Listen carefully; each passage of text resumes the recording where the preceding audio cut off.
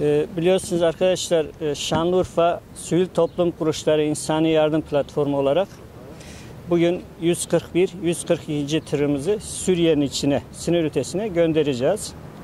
Tabii Suriye komşumuz, dindaşımız yaklaşık 3 yılı geride bıraktı.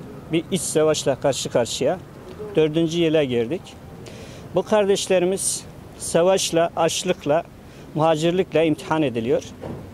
Bizler de komşulukla, ensar olmakla imtihan ediliyoruz. Bugün ne kadar ensar olabiliyoruz, onun imtihanı veriyoruz.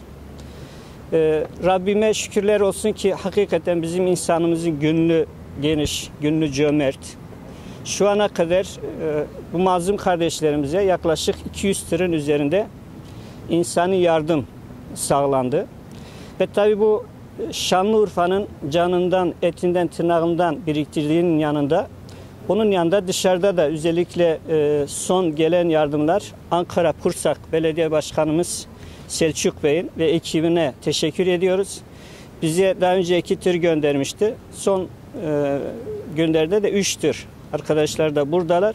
3 tır insani yardım gönderdiler. Katkısı olan, emeği olan herkese teşekkür ediyoruz. Bu yardımlarımızın devam etmesi gerekiyor. Çünkü bu savaş şiddetlenerek sürüyor. Her geçen gün insanlar biraz daha açlıkla karşı karşıya, sefaletle karşı karşıya ve bizim de buna karşılık olarak elimizde gelen gayreti yapmamız gerektiğini diye düşünüyorum. Teşekkür ediyorum. Allah herkesten razı olsun. Urfa hayırseverlikte marka bir şehir. Bunu her zaman gösteriyor. Ben daha önce de zikretmişimdir. Ben Van'dan geldim. Van depreminde orada çalışıyordum. Urfalı hayırseverler o zaman da tırlar dolusu yardımı bize ulaştırmıştı.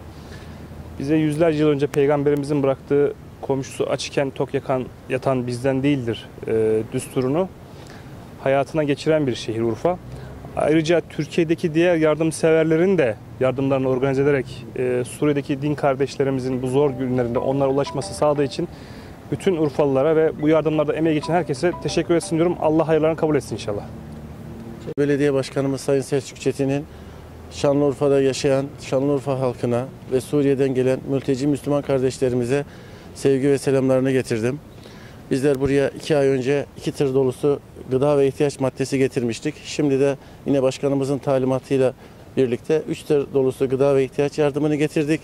Gördük ki bunların buradaki malzemelerin Suriye Şanlıurfa Yardımlaşma Platformu'nun çalışmaları çok güzel bir şekilde devam ediyor ve bu çalışmalarımızın semeresini de çok şükür görüyoruz, görmekteyiz. Bugün de tırların sınır ötesine gittiğine şahit oluyoruz ve yardımlarımızın yerine bulmasına sebep olduğu için de platform başkanımıza, valimize hepsine teşekkür ediyorum. Başkanımızın tekrar selamlarını sunuyorum. Ve sallallahu ala seyyidina Muhammed ve ala alihi ve sahbihi ecma'in.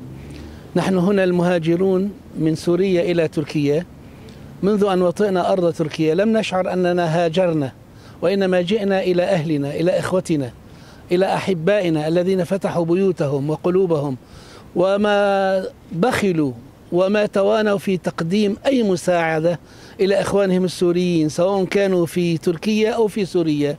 وهذا ليس فقط على مستوى الحكومة وإنما على مستوى الحكومة والشعب. أدام الله هذه الأخوة بيننا وجعلنا وإياكم دائما متعاونين على البر والتقوى.